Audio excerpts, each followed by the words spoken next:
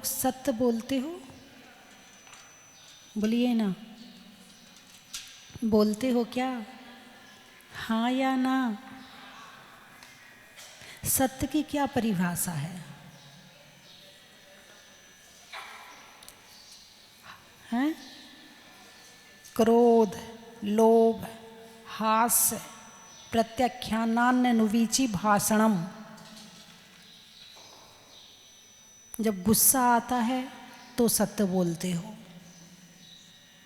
अरे बोलिए ना, हम तुम्हारी सब पोल खोल देंगे। हाँ, जितने तुम्हारे राज हैं ना, जितनी तुम्हारी कमियां सब बता देंगे। सत्य बोल रहे हो क्या? अरे बोलिए ना, द्वेष में बोल रहे हो। किस में बोल रहे हो? क्रोध में बोल रहे हो। क्रोध द्वेष है, तो किस में बोल रहे हो? द्वेष में बोल रहे हो। क्रोध, लोभ, भाई सत्य बता दो, इनाम मिल जाएगा। हाँ, थोड़ा कुछ ना कुछ तो हो ही जाएगा। सत्य बोल रहे हो। किस में बोल रहे हो? लोभ में। किस में बोल रहे हो? लोभ में। हंसी हंसी में, है ना? तो जो क्रोध, लोभ, हास्य आदि से रहित होकर के सत्य बोले, वो सत्य सत्य कहलाता है। बात समझ में आई कि नहीं? क्रोध हो गया द्वेष, और लोभ हो गया राग। लोभ हो गया राग, और क्रोध हो गया द्वेष। सत्य कैसा होता है? राग और द्वेष से रहित होता है। सत्य कैसा होता है? राग और द्वेष से रहित होता है। इसीलिए कहा है, वीतरागी सर्वज्ञ दोष बिन सिरजिन की वाणी, सप्त तत्व का वर्णन जिसमें सबको सुखदानी। किसकी वाणी सत्य कही है? वीतराग की वाणी। कौन से वीतराग की वाणी? सर्वज्ञ की वाणी। कौन से? वीतरागता तो 7वें गुण स्थान से शुरू हो जाती है, लेकिन वहाँ भी अभी पूरा सत्य नहीं कहा है। पूरा सत्य किसके पास है? जिन्होंने 4 घातिया कर्मों का नाश कर दिया है, जिनके ज्ञानावरण का नाश हो गया है, जिनके दर्शनावरण का नाश हो गया है, जिनके मोहिनी कर्म का नाश हो गया है। और मोहिनी कर्म के नाश से राग और द्वेष मूल से, जड़ से समाप्त हो गए हैं। किससे? जड़ से। क्या? राग और द्वेष। यदि आपसे कहा जाए अपने बेटे का वर्णन कीजिए, उसकी बुराई करोगे? अरे बोलिए ना, करोगे क्या? नहीं करोगे? हैं? पड़ोसन में बहू हंस रही हो जोर जोर से, तो बोले देख कैसे लड़ रही है। और अपनी बेटी लड़ रही हो, अरे वो तो हंसी हंसी में ऐसे ही बोलती है। बोलिए हाँ या ना? हैं? अपने बेटे का बेटा यदि बोतल से शराब भी पी रहा होगा तो क्या कहोगे? नहीं नहीं, वो तो पानी पी रहा था, शराब थोड़ी पीता है वो। और दूसरे का बेटा यदि पानी पी रहा होगा, लगता पीना शुरू कर दिया है। अपने बेटे के नंबर कम आ जाएं और दूसरे के बेटे के ज़्यादा, चीटिंग कर ली होगी। पढ़ाई वढ़ाई तो करता ही नहीं है, हाँ घूस भरती होगी, नंबर बढ़वा लिए होंगे। मेरा बेटा तो बिल्कुल पढ़ाई करके पास होता, ना तो चीटिंग करता है और ना बिल्कुल कुछ करता है। मेरा बेटा तो बिल्कुल ईमानदारी से पढ़ता है। अरे बोलिए ना, किसका वर्णन चल रहा है? अपने बेटे का। किसका वर्णन चल रहा है? दूसरे के बेटे का। अपने बेटे का वर्णन राग में चल रहा है, दूसरे के बेटे का वर्णन द्वेष में चल रहा है। इसीलिए तुम्हारी वाणी को सत्य वाणी नहीं कहा है। किसकी वाणी को सत्य कहा है? वीतराग सर्वज्ञ दोष बिन, जिनके 18 दोष नष्ट हो चुके हैं। राग और द्वेष तो खत्म हो ही गया है, हैं, जिनकी भूख प्यास नींद खेद पसीना राग द्वेष मोह दुख विस्मय अरति सब खत्म हो गए हैं जिनके, उनकी वाणी को उन सर्वज्ञ की वाणी को, जो तीनों लोकों को एक साथ एक बार में देख लेते हैं, उनकी वाणी को सत्य कहा है। किसकी वाणी? हम जो शास्त्र पढ़ते हैं वो किसकी वाणी है? वो भगवान की वाणी है। भगवान की दिव्य ध्वनि में निकला, गणधर ने पाया, गणधर ने कहा तो आचार्यों ने पाया, और जो हमारे प्राचीन आचार्यों ने शास्त्र लिखे और जो आज हमें पढ़ने को मिल रहे हैं वो उनकी वाणी है। इसीलिए हम उनकी वाणी को मानते हैं, इसलिए हम उसको जिन वाणी कहते हैं। ये नहीं कहते ये आचार्य की वाणी है। किन की वाणी है? जिन वाणी है। जिन का मतलब क्या होता है? जिन का मतलब होता है जिनेंद्र भगवान, जिन्होंने पांचों इंद्रियों पर विजय प्राप्त कर ली है, जो सर्वज्ञ हैं, वीतरागी हैं, हितोपदेशी हैं, जो बिना राग और द्वेष के बोलते हैं, उनकी वाणी को सर्वज्ञ की वाणी कहा है, उन्हें जिन कहा है, और जिन की वाणी को जिनवाणी कहा है। इसलिए हम उस जिनवाणी की पूजा करते हैं, इसलिए हम उस जिनवाणी को नमस्कार करते हैं, इसलिए हम उस जिनवाणी को जमीन में नहीं रखते हैं, इसलिए हम उनकी वाणी को ऊपर उच्चासन पे विराजमान करते हैं, इसलिए हम मंगलाचरण करके स्वाध्याय प्रारंभ करते हैं, इसलिए हर मंगलाचरण में पहले भगवान को याद किया जाता है, उसके बाद आगे स्वाध्याय किया जाता है। बात समझ में आई कि नहीं आई? कौन सी वाणी सत्य है? तुम क्या कहते? हम सत्य सत्य कह रहे हैं, कहते हो कि नहीं कहते? हाँ, हम आँखों से देख के आए, हम सत्य सत्य कह रहे हैं, हम झूठ नहीं बोल रहे हैं। लेकिन पता चल रहा है कि जब तक राग और द्वेष में बोलोगे तो वाणी भी सत्य हो ही नहीं सकती है, हो ही नहीं सकती, सत्य वाणी हो ही नहीं सकती है। वाणी में भी सत्य आ जाए ये बहुत बड़ी बात है, वाणी में भी सत्य आ जाए ये भी बहुत बड़ी बात है। सत्य धर्म आ जाए वो तो बहुत दूर की बात है, वाणी में भी सत्य आ जाए वो भी बहुत बड़ी बात है।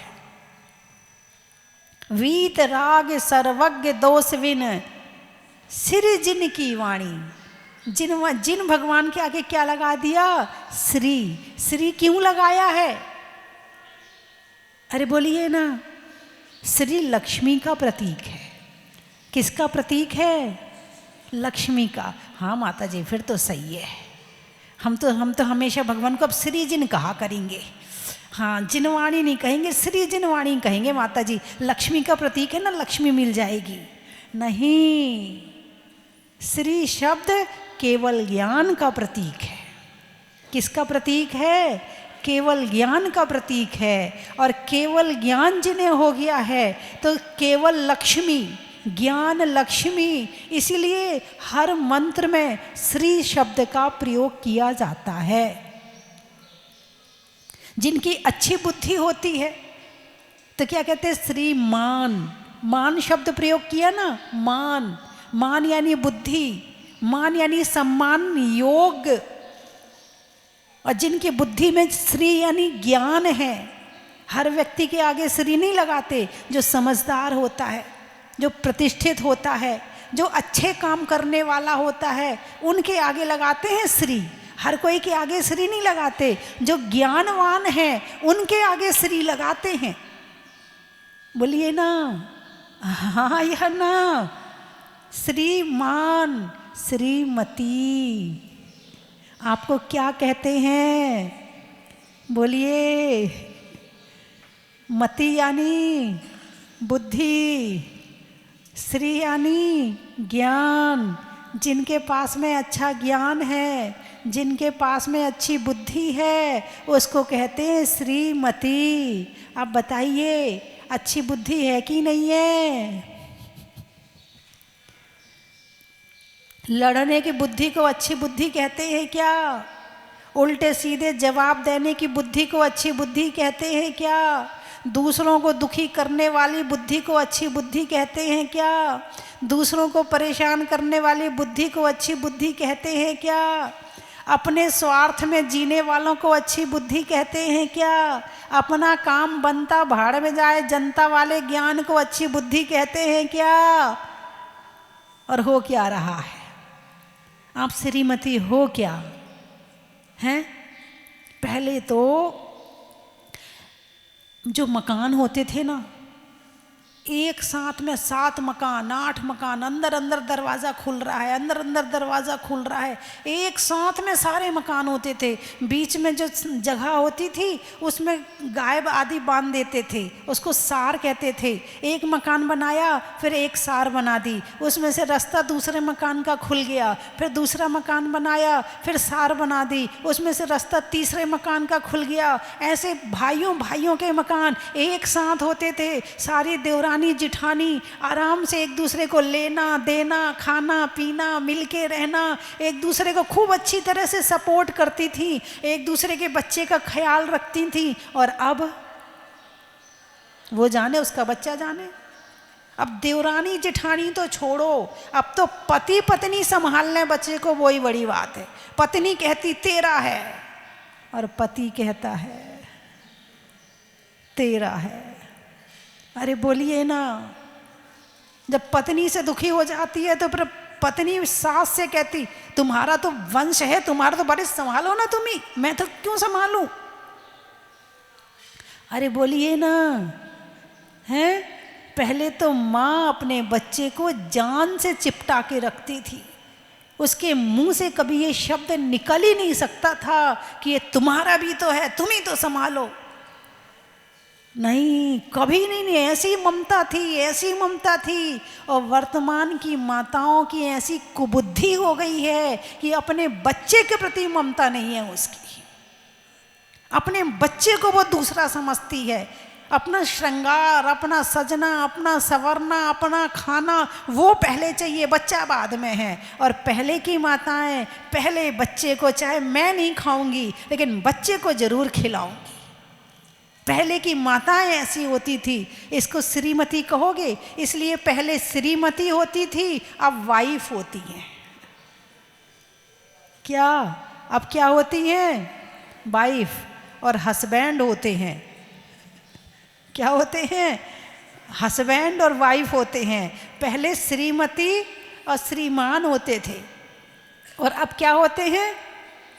अरे बोलिए ना, हस्बैंड, जिसका हंस हंस के बैंड बजाया जाए,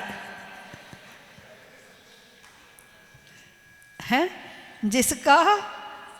और हंस हंस के तो छोड़ो, अब तो चिल्ला चिल्ला के बैंड बजाती है, डांट डांट के बैंड बजाती है। ऐसा बैंड बजाती है कि बेचारा सोचता भगवान इस जन्म में तो शादी कर ली।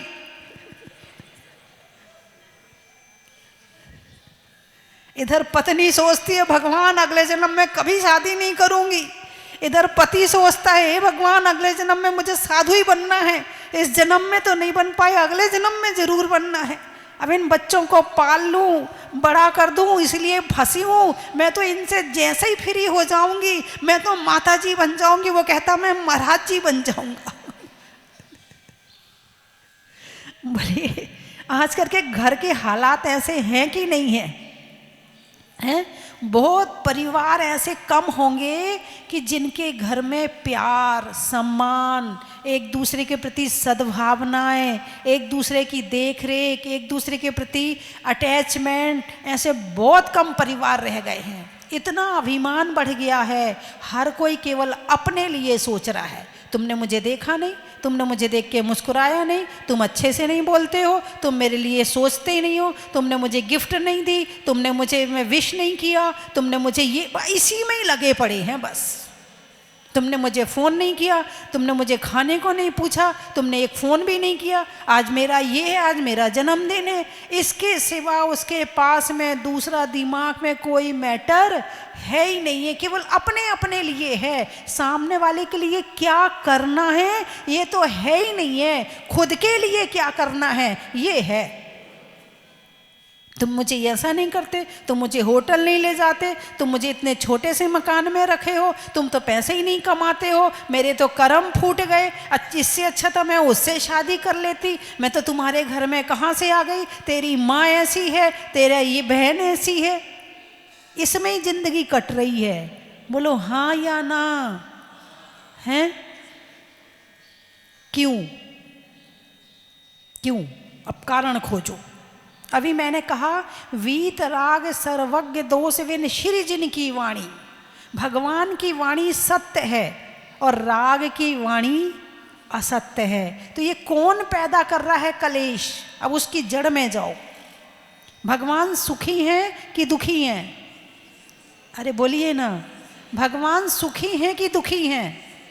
भगवान तो वीतरागी हैं, भगवान तो वीतरागी हैं। तो वीतरागी होने पे सुख मिलता है क्या? हाँ, अब ये सोचने की बात है। वीतरागी होने के बाद सुख मिलता है या नहीं मिलता है, सबसे पहले ये प्रैक्टिकल में होना चाहिए, तो हम भगवान के सुख को पहचान पाएंगे। और जीवन में यदि ये प्रैक्टिकल नहीं है कि वीतरागता से सुख मिलता है, तो हम भगवान को जीवन में कभी भी नहीं पहचान पाएंगे, है ना। अभी आप मेरी बात सुन रहे हो? अरे बोलिए ना, अभी इस बात में राग है कि द्वेष है? न राग है न द्वेष है। आपको मुझसे राग है कि द्वेष है? मैं तो आपको जानती तक नहीं जानती ना, आपसे मेरा लेना देना नहीं। आप अभी थोड़ी देर बाद अपनी गाड़ी उठाओगे और यहाँ से चले जाओगे, दोबारा कब आओगे मुझे नहीं पता है, कभी मैं आपसे मिलूंगी ये भी नहीं पता है, ठीक है। लेकिन फिर भी मैं आपको प्रवचन सुना रही हूं, क्यों?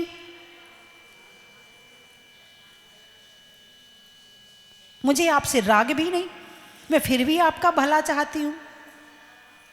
मुझे आपके प्रति कोई अटैचमेंट नहीं, फिर भी मैं आपका भला चाह रही हूं। अरे बोलिए ना, है हाँ या ना? चाह रहे कि नहीं चाह रही?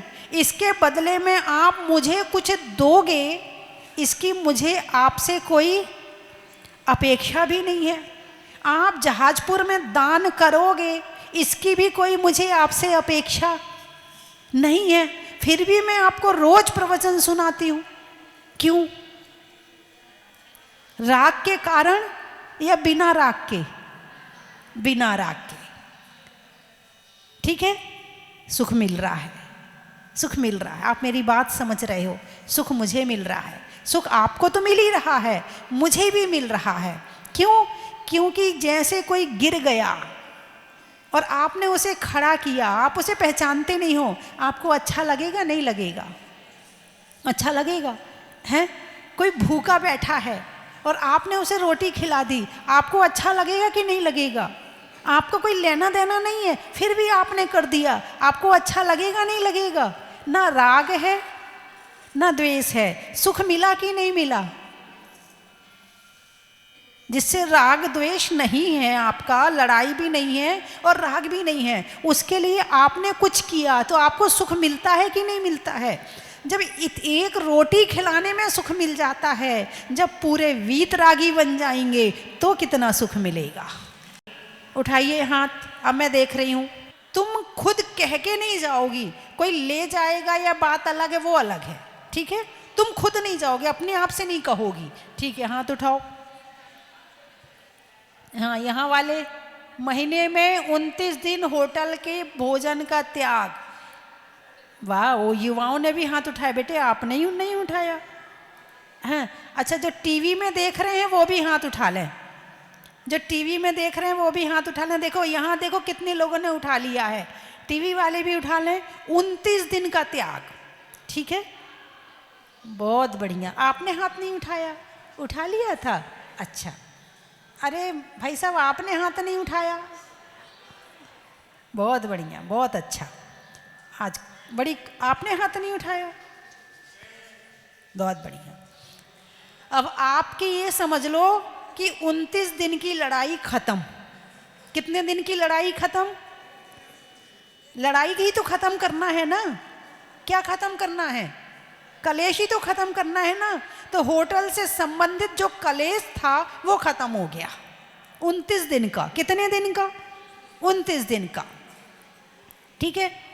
अब तीर्थ यात्रा के अलावा कहीं और बाहर घूमने के लिए परेशान नहीं करोगे। महिलाओं से ये निवेदन है, महिलाओं से, अपने पति को तीर्थ यात्रा के अलावा कहीं और जाने के लिए यदि वो ले जाते हैं तो चले जाना, लेकिन तुम परेशान नहीं करोगे। ऐसा कौन कौन कर सकता? वो हाथ उठाए। परेशान नहीं करना है, जिद नहीं करना, नहीं तुम तो कहीं ले जाते ही नहीं हो, तुम तो केवल मंदिर मंदिर ले जाते हो। हाँ, हाथ उठाइए, अच्छे से हाथ उठाइए, उठाइए उठाइए। ये दोनों गुड़िया, तुम जिद नहीं करना, ये कह रहे तुम्हारे ऊपर की बात कर रही, जिद नहीं करना। हाथ उठाओ जल्दी से। लड़कियां तो जरूर हाथ उठा लें। आपने हाथ नहीं उठाया? हाँ हाँ, जितने टीवी में देख रही हैं महिलाएं वो भी हाथ उठा लें। देखो, पुरुषों को मैं सुखी कर रही हूँ, आप लोगों को सुखी करने का रास्ता बता रही हूँ। आप भी सुखी हो जाओगे और ये भी सुखी हो जाएंगी, है ना। जिद नहीं करना, ले जाते हैं चले जाना, लेकिन आप दिन भर उनके पीछे मत पड़ना। तुम कहीं नहीं ले जाते, तुम ऐसा नहीं करते, तुम वैसा नहीं करते, परेशान मत करना। तीर्थ यात्रा के अलावा और कहीं की कहना, और उसमें सबसे पहले कहाँ आना है? जहाजपुर। कहाँ आना है? जहाजपुर आना है। कल नाते पोते महाराज दही गांव से बस आई थी रात में। आज वो बिजौलिया जाके रुके। उनका यहाँ रुकने का बहुत मन था, मगर उनने सारी बुकिंग कर दी। तो वो क्या क्या बता रहे थे, बोले माता जी उसमें 100 सवारी में से 50 सवारी इस नाम से आई है कि जहाजपुर ले जाओगे तो चल रहे हैं, नहीं तो नहीं जा रहे हैं। बोले 50 सवारी केवल इसलिए आई थी कि जहाजपुर चलो तो चल रहे हैं, नहीं तो हम नहीं जाएंगे। और बोले रुकने नहीं मिल रहा, सबका इतना दिल दुखा, इतना दिल दुखा। बोले मजबूरी में जाना पड़ रहा है, नहीं तो रुकना तो हमें यही था। और आप लोग पुण्यशाली हैं कि रुकने का भाव भी बनाया और रुक भी गए। और बहुत से लोग तो ऐसे आते हैं, एक दिन को आते हैं 2 दिन रुकते हैं। बोले सब कैंसिल, जितना अच्छा यहाँ लग रहा है इतना अच्छा कहीं भी नहीं लगता है। बोले यहाँ तो कहीं खड़े हो जाओ, कहीं बैठ जाओ और भगवान के सामने बैठ जाओ तो फिर क्या कहना है? तो आप लोगों ने भाव भी बनाया और रुकने का भी आपको मिल गया। तो बंधुओं, कल मुझे करीब 1 घंटा वो इतने परेशान हुए, माता जी हम रुकना चाहते हैं मगर बस हमारे यहाँ का हो नहीं पाया रुकने का, नहीं तो हम रुक जरूर जाते। मैं दही गांव नाते पुते महाराष्ट्र वालों की बात कर रही हूँ, आपकी बात नहीं कर रही। आप तो पुण्यवान हैं, आपने सोचा भी और हो भी गया, है ना। हाँ, शादी की छूटे चाहे कहीं भी हो, है ना। हाँ, शादी की छूटे चाहे कहीं भी हो, है ना। हाँ, चलिए। तो सुखी होने का रास्ता मैंने क्या बताया, कहाँ से है? सामने वाले को मार पीट के चिल्ला के लड़ाई करके है या अपना राग कम करके है? अपना राग कम करके है। पंचेंद्री के विषयों से, भोगों से जितना जितना राग कम होगा मन उतना शांत होगा, और मन जितना शांत होगा उतना सुख होगा। भोगने में सुख नहीं है, छोड़ने में सुख है। और प्रैक्टिकल करके देख लेना कि जिन जिन चीज़ों को आप छोड़ते हैं उन चीज़ों से संबंधित जितना कलेश था, लड़ाई थी, वो सारी चीज़ें खत्म हो जाती हैं। और जब वो खत्म होंगी तो शांति आएगी। और भगवान ने सब कुछ छोड़ दिया तो पूरी शांति आ गई। अब भगवान का सुख पहचान गए कि भगवान का सुख कैसा होता है। बस वैसा सुख हमें भी लेना है। चलो घर में रह के ज़्यादा नहीं कर पाते हैं, मगर इच्छाएं और आकांक्षाओं को कम करके थोड़ा सुख प्राप्त तो कर सकते हैं। नहीं तो भगवान के भक्त होने का मतलब ही खत्म हो गया। नहीं तो तुम काहे के भक्त हो कि सारे दिन इच्छाएं पैदा करते हो और झगड़ा करते हो, फिर तुम भक्त किस बात के हो?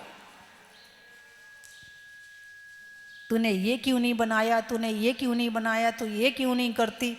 हाँ, पुरुष भी कम नहीं है, जब झगड़ा करने पे आते तो फिर ये भी कर लेते हैं। महिलाएं भी तो कम तो है ही नहीं है, लेकिन पुरुष भी कम नहीं है। अच्छा, महिलाएं ज़्यादा हैं? देखो, मैं नहीं कह रही, ये कह रहे हैं कि महिलाएं ज़्यादा झगड़ा करती हैं। ऐसा है ना, इनके पास में घर में रहती हैं तो काम ज़्यादा होते नहीं, तो दिमाग में फिर वही गूंजता रहता। अब धीरे धीरे ये धर्म करेंगी तो झगड़ा भी कम हो जाएगा, है ना। नहीं नहीं नहीं, महिलाएं बहुत अच्छी होती हैं, बहुत धर्म करती हैं।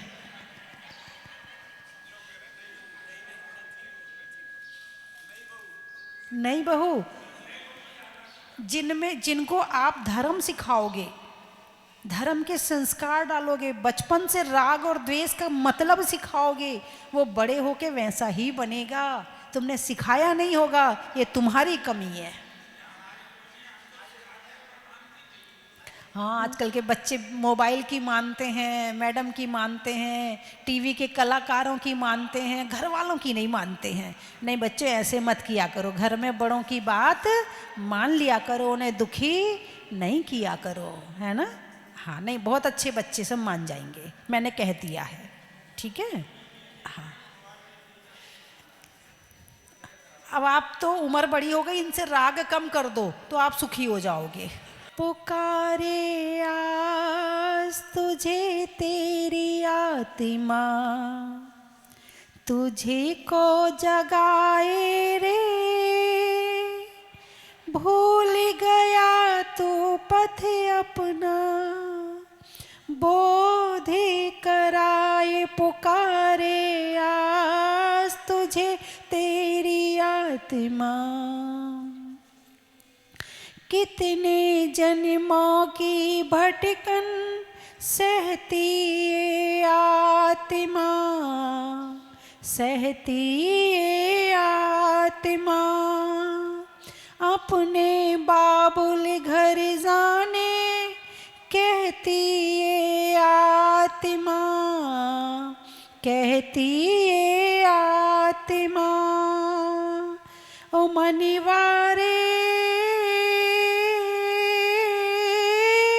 अपने बाबुल घर जाने कहती ये आत्मा, कर्मों के जाल को तोड़ो कहे आत्मा।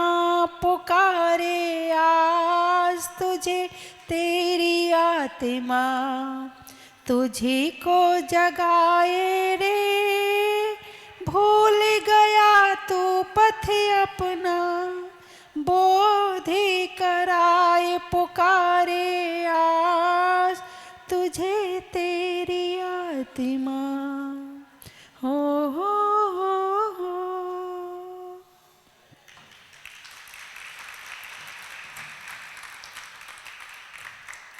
चलिए, मैं 3 चीजें बोलूंगी, आपको कहना बड़ा ही महत्व है। करने में नमन का, फूलों में चमन का, और बड़े ध्यान से सुनने में भजन का।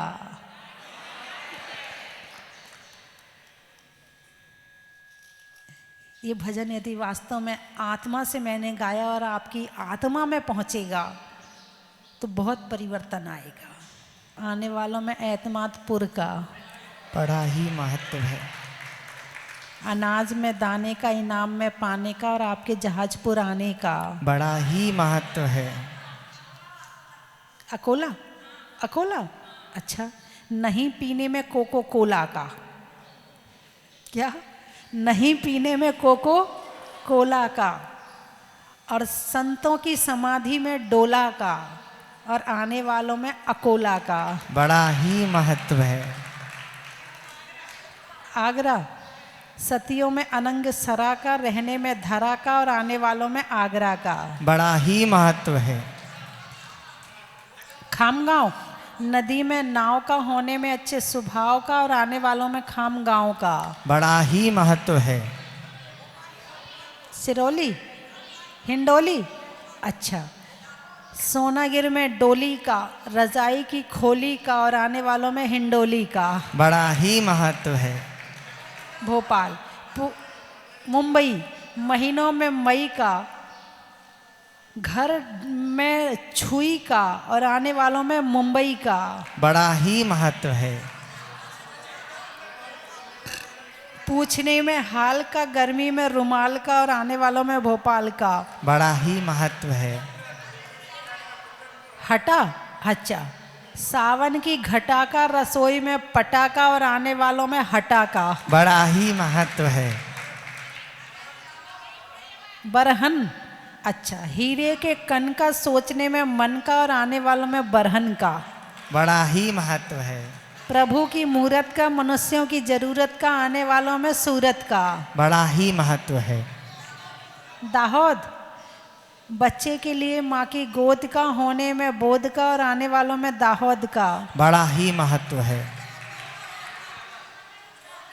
चौपड़ा, अच्छा, भोजन में बड़ा का, मसालों में खड़ा का और आने वालों में चौपड़ा का। बड़ा ही महत्व है। नौगांव, सुधरने में भाव का, शरीर में पाँव का और आने वालों में नौगांव का। बड़ा ही महत्व है। जावलिया, जावली, फूल में कली का, तपस्या में बाहुबली का, आने वालों में जावली का। बड़ा ही महत्व है। बोल दिया। फिरोजाबाद, खेत में खाद का, भोजन में सलाद का और आने वालों में फिरोजाबाद का। बड़ा ही महत्व है। कौन सा बात? फरीदाबाद, अच्छा, नहीं होने में विवाद का, देने में दाद का और आने वालों में फरीदाबाद का। बड़ा ही महत्व है। सौहार्दपुर, रिश्तों में ससुर का, देवों में असुर का, आने वालों में सौहार्दपुर का। बड़ा ही महत्व है। तम्बाकू खाते हैं? तम्बाकू, अच्छा, कुत्ते में कूकू का, सब्जी बनाने में चाकू का और छोड़ने में तम्बाकू का। बड़ा ही महत्व है।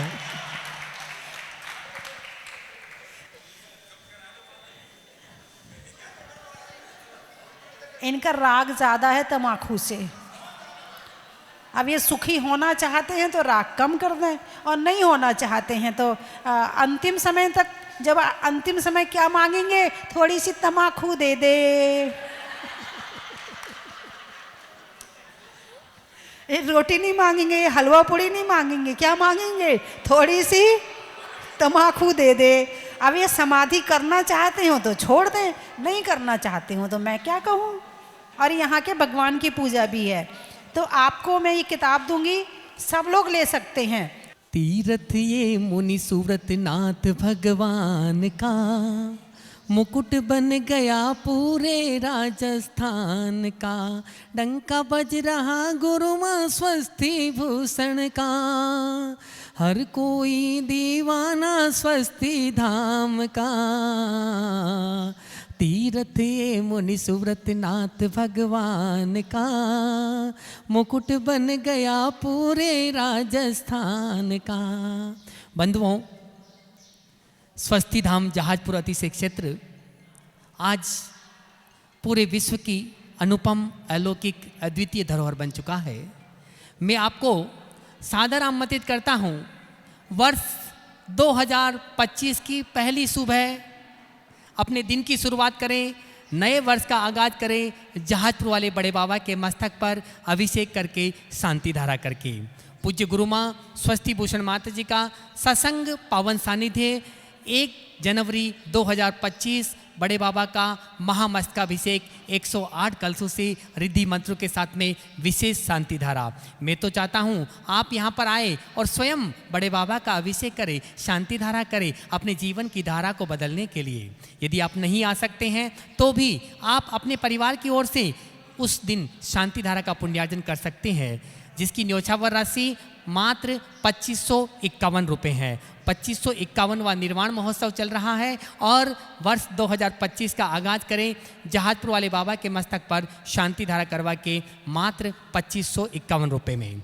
बंधुओं, 31 दिसंबर की रात्रि को संध्याकालीन महाआरती के बाद में भव्य भजन संध्या यहाँ पर होगी और रात को ठीक 12 बजे नए वर्ष का स्वागत, अभिनंदन और 108 दीपकों से जहाजपुर वाले बाबा की महामंगल में आरती होगी। तो नए वर्ष का स्वागत करना है और 2024 को विदा करना है। जहाजपुर पधारे।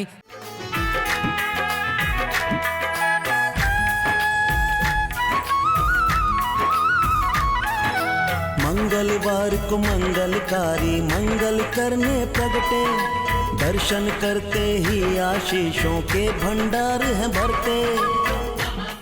जन की थाल को सजाओ रे आज, रत्नों की थाल को भर लाओ रे आज। आओ आओ करे रे गुणगान आरती भगवन की, आओ आओ करे गुणगान आरती भगवन की। आओ आओ करे रे गुणगान आरती भगवन की।